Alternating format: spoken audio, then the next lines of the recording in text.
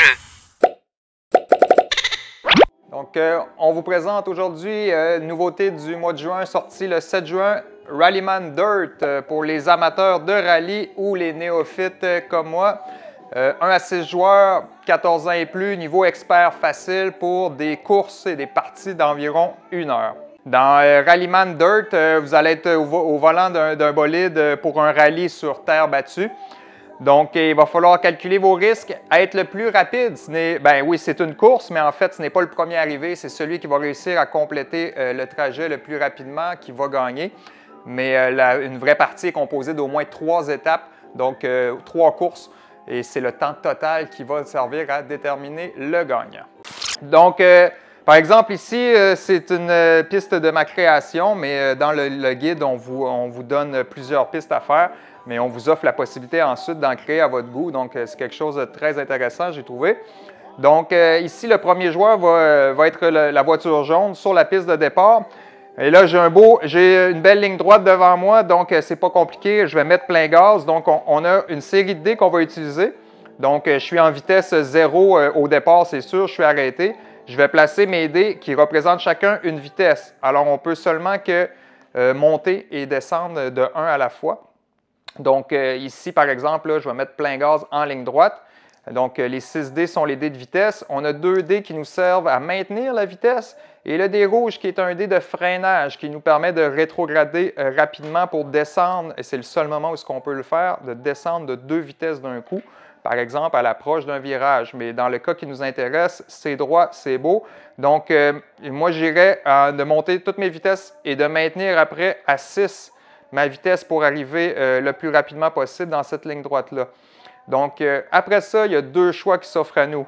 Est-ce qu'on lance toutes les dés ensemble, on prend un plus grand risque pour aller chercher un gain, ou bien on décide de la jouer de prudence et de lancer les dés un à la fois. Parce que vous avez vu que sur chacun des dés, il y a un petit symbole de point d'exclamation. Si on en cumule 3, on risque l'accident, le tête à queue ou encore pire, un capotage. Donc, dans le cas qui nous intéresse, je vais par exemple brasser les dés, un à la suite de l'autre. Et là, voyez-vous, là, j'aurais dû m'arrêter, par exemple, avant ici, décider que j'arrêtais à 4 ici pour ne pas provoquer d'accident. Parce que là, si je brassais celui-là, que j'en avais un autre, j'avais un accident. Donc, je décide d'arrêter tout de suite mon élan à 4. Et puis là, ça va être avant le tour de mon adversaire, bien, on va prendre la carte qui va représenter la vitesse à laquelle on allait au moment où est-ce qu'on a arrêté notre tour. Donc, plus on va vite, moins le temps cumulé est important. Donc, par exemple, là, ça va m'avoir pris 20 secondes pour commencer pour mon premier bout droit. Donc, au premier tour, on laisse toujours le premier concurrent partir. Donc, il va avoir le premier joueur va jouer 2 fois et ensuite de ça, ça va être au deuxième joueur et un à la fois par la suite. Donc, voyez-vous, ici, je me suis amené de 4. Par exemple, ici, voyez-vous, j'ai une courbe. Alors, il y a 2 possibilités qui vont s'offrir à moi au moment de la courbe. Soit qu'on peut y aller en dérapage contrôlé qui va me permettre de passer avec un maximum de 3 en vitesse, sinon je risque l'accident. Ou alors de faire le virage de façon serrée, mais là, c'est en vitesse de 2. Donc, si j'étais à 4, je vais devoir rétrograder, puis essayer de m'approcher le plus rapidement possible, mais en diminuant ma vitesse pour ne pas risquer l'accident dans la courbe. Donc, il y a toutes sortes de passages comme ça là, qui vont nous faire réfléchir ou prendre des risques calculés.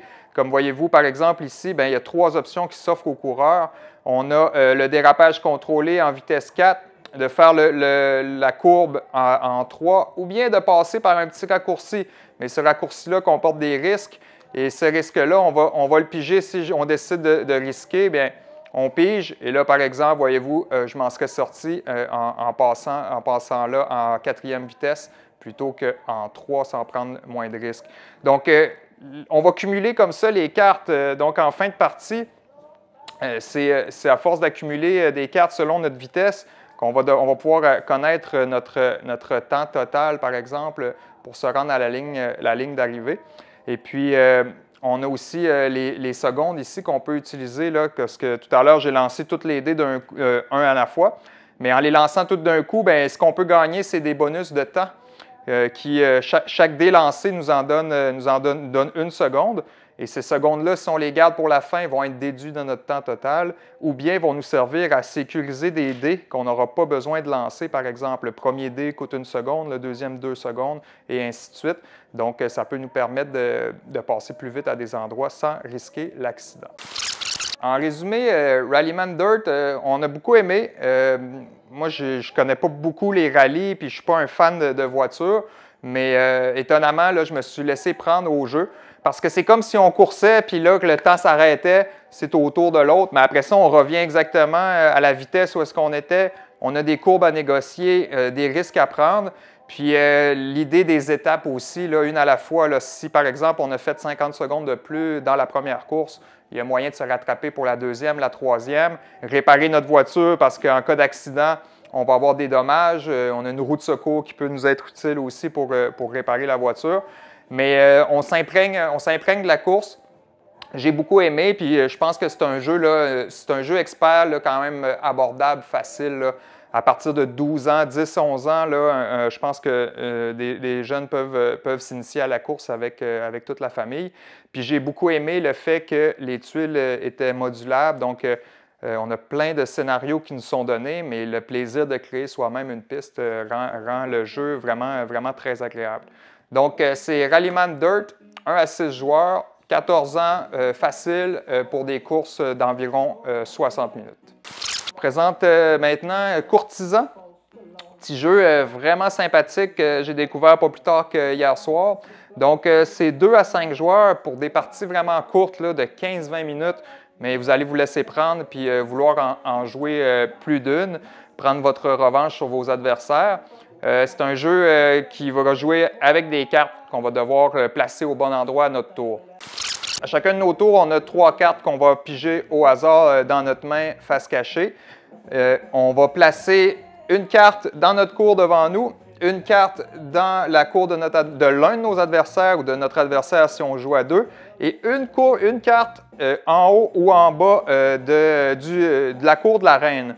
Donc, vous voyez, par exemple, si je décide que je place, par exemple, parce que c'est des familles, je n'ai pas parlé, mais vous avez les familles, c'est des animaux qui les représentent. Vous avez les crapauds, les abeilles, les lièvres, les carpes. C'est des couleurs et des animaux qui représentent chacune des familles.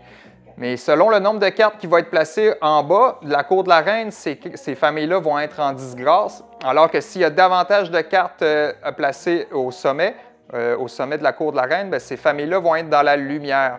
Donc, ce qui veut dire qu'à la fin de la partie, bien, la partie va prendre fin quand que toutes les cartes vont être épuisées, que les joueurs vont avoir joué toutes leurs mains. Bien, par exemple, les familles qui sont en disgrâce, si, par exemple, ici, il y avait plus de cartes bleues en bas qu'en haut, bien, toutes les cartes bleues pour tous les joueurs vont être négatives. Donc, chaque carte va enlever 1 point. Alors que si, au contraire, ces familles-là sont dans la lumière, bien, chacune des cartes va être positive et va vous donner 1 point.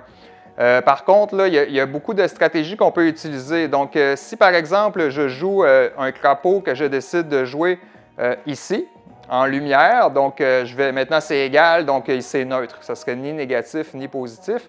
Mais voyez-vous, le symbole de poignard sur cette carte-là, bien, ça symbolise un assassin. Cet assassin-là va me permettre de retirer une carte dans la cour. Je décide de retirer cette carte-là qui compte pour 2 en raison de la couronne. Eh bien là, voyez-vous, soudainement, je viens de faire passer la famille des carpes en disgrâce parce que c'est maintenant une au sud seulement. Et il n'y en a plus en haut. Donc, c'est la famille qui va être en disgrâce. Mais bien sûr, mon adversaire va pouvoir jouer. Donc, à mon tour, je joue une carte là, j'en joue une devant moi et je vais en placer une dans la cour de mon adversaire. Et on repige 3 cartes pour se préparer pour le prochain jeu. Donc, vraiment, vraiment simple à maîtriser. Après une partie de 15 minutes, là, on est prêt à en jouer une autre puis d'affiner notre stratégie. Mais c'est un jeu qui apporte vraiment beaucoup de coups fourrés. On a même les espions, par exemple, comme ça, avec le symbole d'espion, qui va nous permettre, de le placer normalement, mais face cachée. Donc, on ignore complètement la couleur. Donc, ça permet de faire des revirements inattendus en fin de partie, au moment où est-ce qu'ils vont être dévoilés. Donc, en résumé, Courtisan, chez nous, ça a été très apprécié. Là. On a joué plusieurs parties d'affilée. Vraiment bien, petit jeu de cartes simple, 15-20 minutes en famille, en camping, on peut apporter ça partout. mais il offre suffisamment de stratégie pour être agréable et avoir le goût de prendre sa revanche contre nos adversaires. Donc, c'est courtisan, 2 à 5 joueurs à partir de 8 ans pour des parties de 15-20 minutes. On vous présente maintenant une autre nouveauté du mois de mai. Alors, c'est Celte, du latin qui signifie celte. En fait, on se retrouve à la tête d'un clan celte en lutte contre les armées de César autour de 50 avant Jésus-Christ en Europe. Donc, c'est un jeu qui offre une mécanique quand même assez innovante pour des parties d'environ 1h30, là, et c'est un jeu qui est intermédiaire. Là, à partir de 10-12 ans, on peut le maîtriser. Donc, je parlais d'une mécanique qui est quand même innovante. Là. Moi je n'ai pas vu ça souvent. Mais en fait, là, voyez-vous, il y a ce jeton-là qu'on va déplacer à notre tour. Et on peut le déplacer de 1, 2 ou 3. Alors, c'est toujours le même tour et chacun de notre tour, on va le déplacer selon les actions qu'on veut faire. Donc, si par exemple, je le déplace de 1, bien, voyez-vous, les flèches, ça me donne accès à ces deux actions-là qui sont construire et cultiver ou bien recruter. Et voyez-vous comment que la carte est divisée, là, vous avez une rivière qui sépare le plateau sud du plateau nord. Donc, si je fais mon action au sud, bien, c'est soit les citadelles ou les cartes du sud qui vont être utilisées, alors que si je viens faire mon action au nord, bien, c'est les citadelles du nord et le marché aux cartes du nord qui va être utilisé également. Donc, on a différentes actions avec nos ouvriers. On possède chacun au départ 3 ouvriers actifs, un constructeur, un guerrier et un fermier. Donc, selon ce qu'on va faire comme action, par exemple, les fermiers vont nous permettre de piger des cartes. Donc, il y a toujours une carte gratuite comme une mécanique qu'on connaît bien. Mais plus que j'ai de fermiers dans mon clan, eh bien, plus que je vais pouvoir piger de nouvelles cartes. Donc, les cartes, c'est les couleurs et les symboles militaires qui vont nous servir. Les images, elles, sont purement décoratives. Mais d'ailleurs, c'est un très beau travail de l'illustrateur de Miko qui s'est une fois encore surpassé dans son travail d'illustration. Donc, les fermiers nous permettent de piger des cartes. Ces cartes-là vont nous servir pour différentes choses. Donc, par exemple, si je fais l'action construire, bien, les Celtes résistaient aux troupes, aux invasions romaines. Donc, ils construisaient aussi des citadelles. Donc, par exemple, ici, là, si je veux construire dans le côté nord et je voudrais construire la citadelle mauve, eh bien, je vais avoir besoin pour mon premier jeton de défausser 3 cartes mauves, comme ça ici. Donc là, ça me permettrait de construire de bâtir ma première partie de citadelle, parce que ma prochaine construction va me coûter 4, va coûter toujours de plus en plus cher, mais je vais aller chercher un avantage, comme ici, celui-là me permettrait d'aller chercher 2 cartes gratuitement. Donc, je vais aller anticiper les prochaines actions que je vais faire et en allant chercher des cartes qui vont m'avantager selon leur couleur ou leur symbole. Donc, une fois qu'elle est complétée, cette citadelle-là, bien là, on prend le jeton qui est un point de victoire, le symbole, le sceau du point de victoire, et qui va m'être ajouté à mon total de fin de partie. Vous avez également les guerriers qui vont nous servir à combattre les armées romaines. Alors, pour ça, il va falloir cumuler des points de force ici qui vont s'ajouter augmenter et diminuer selon notre utilisation qu'on en fait. Et pour les combattre, c'est la même chose. Une fois qu'on a réussi à atteindre un total, par exemple, de 7 points de force ici, bien, on va aller chercher ce combat-là contre la Légion romaine qui va nous apporter également un point de victoire en fin de partie. Les ouvriers qui sont là aussi, à chaque fois qu'on arrive, on peut décider de changer, d'aller en chercher un, puis de l'échanger contre un de notre clan pour varier et augmenter notre puissance selon les actions qu'on va faire. Vous avez également le recrutement qui vous permet d'intégrer des nouveaux personnages à votre tribu, ce qui va vraiment augmenter votre puissance au fur et à mesure de la partie et faciliter les actions que vous allez avoir à faire tout au long de la partie. Chaque fois qu'un tour complet est fait, que le fleuve ici est retraversé, il y a un jeton progrès qui va être pris par le joueur qui a fait cette action-là et qui va être ajouté sur une des cartes qui a été placée au hasard. Il y en a plusieurs. Mais voyez-vous, par exemple, si je la place ici, eh bien là, en fin de partie, dans cette situation-là, tous les jetons qui ont été mis par les joueurs sur les citadelles mauves vont rapporter 1 point. Mais si ça avait été comme ça va être 2 points. Donc, on va essayer de faire progresser notre clan de la meilleure façon, ce qui va nous avantager le plus ou ce qui va le moins avantager nos adversaires. Donc, il y a aussi plusieurs autres choses. On peut recruter des druides qui sont un peu des jokers, qui vont pouvoir être utilisés à comme s'ils étaient des jetons de différentes couleurs. Et à chaque fois qu'on va faire du recrutement également, on va venir reprendre au centre des jetons, mais là, on va en ajouter au hasard. Donc, il y a une partie de hasard, on ne sait pas quel sera le choix qu'on va avoir à chaque fois devant nous. Mais ça rajoute un peu de challenge parce que ça vient compliquer un peu nos projets. Donc, en résumé, Chelté, c'est un beau jeu, j'ai trouvé intermédiaire, même qui parle d'une heure et demie. Là, je pense qu'une fois maîtrisé, c'est un jeu qui peut vraiment se jouer en 1 heure 15. On a apprécié, sa mécanique n'est pas trop compliquée, c'est simple. Je trouve que c'est un jeu, s'il y a des gens qui jouent à des jeux plus simples et qui aimeraient ça monter un petit peu de niveau de difficulté, je trouve que c'est vraiment un bel entre-deux entre un gros jeu expert complexe puis un jeu facile. Mais il est vraiment entre les deux, mais il offre suffisamment de stratégie pour réfléchir comme il faut puis avoir le goût de jouer une deuxième partie ensuite. Donc, c'est CLT à partir de 10 ans et plus pour des parties d'1 heure 30 environ, 1 heure 15, 1 heure 30 et pour 1 à 4 joueurs.